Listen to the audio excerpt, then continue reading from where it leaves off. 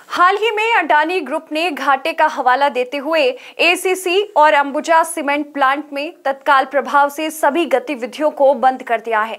इस फैसले से बरमाणा में काम करने वाले 980 कर्मचारियों और करीब 3,800 ट्रक ऑपरेटर्स पर रोजगार का संकट खड़ा हो गया है।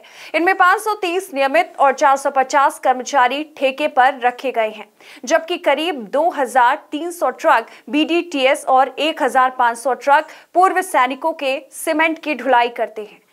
एसीसी सीमेंट प्लांट में काम बंद होने से 10,000 परिवारों की रोजी रोटी पर संकट खड़ा हो गया है और इसी के साथ अब चंद सवाल भी उठते हैं। अडानी समूह को इन दोनों कारखानों को खरीदे हुए अभी चंद माह ही हुए हैं। अरबों की डील के वक्त कंपनी ने इस बात का आकलन नहीं किया होगा कि दोनों कारखाने मुनाफे में हैं या नहीं। घाटे का सौदा तो आजकल रद्दी खरीदने वाला नहीं करता।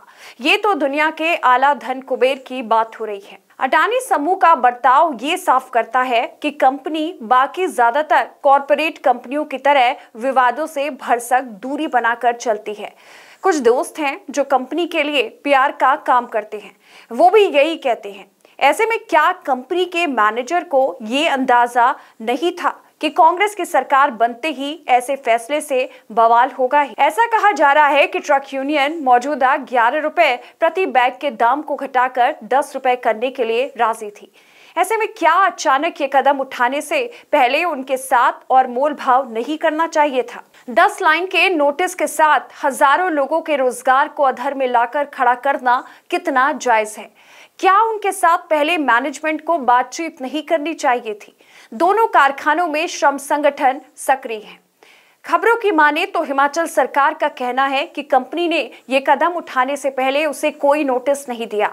ये पड़ताल की बात है कि क्या कानूनन ऐसा करना जरूरी होता है, लेकिन सरकार के साथ चर्चा तो की ही जा सकती थी। क्रोनी कैपिटलिज्म यानी सहचर पूंजीवाद वाली हमारी व्यवस्था में कामगारों को मिट्टी का खिलौना समझकर कभी भी उठाकर मेज पर सजा देना और जब जी चाहा कूड़ेदान में फेंककर कंपनियां अपना अधिकार समझती हैं।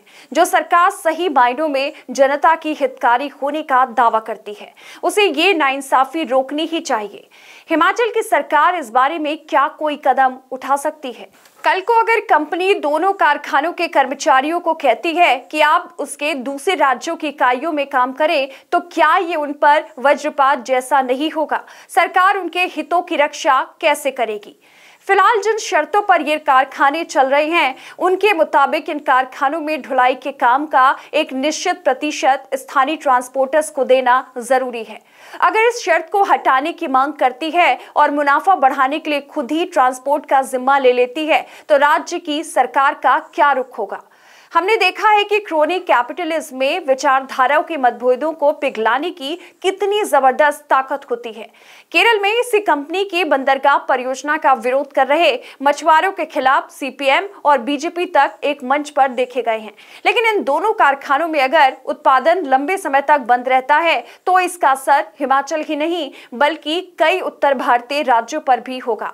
पंजाब इनमें शामिल है। ऐसे में क्या पंजाब और हिमाचल की सरकारें इस मुद्दे पर जनता के सरोकारों के लिए साथ खड़ी नजर आएंगी?